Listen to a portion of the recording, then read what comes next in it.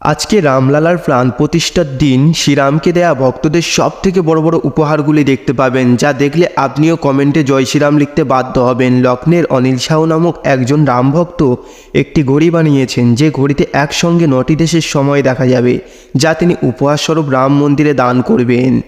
তামিলনাড়ুর একজন সাধু একটি সোনার ইট এবং একটি রূপোর ইট দান করবেন। দুটি ইটে তামিল ভাষায় জয় শ্রীরাম লেখা রয়েছে। সোনার ইটটির ওজন 5 কিলো এবং রূপোর ইটটির ওজন 20 কেজিরও বেশি।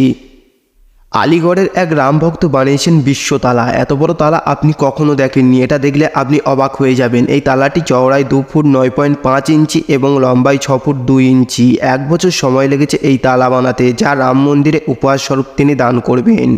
নাগপুরের বিখ্যাত রন্ধনশিল্পী বিষ্ণুবাবু 7,000 কিলো রাম হালুয়া বানাবে, যা রাম মন্দিরে রামলালার প্রাণ প্রতিষ্ঠার পর ভক্তদের মধ্যে বিতরণ করা হবে।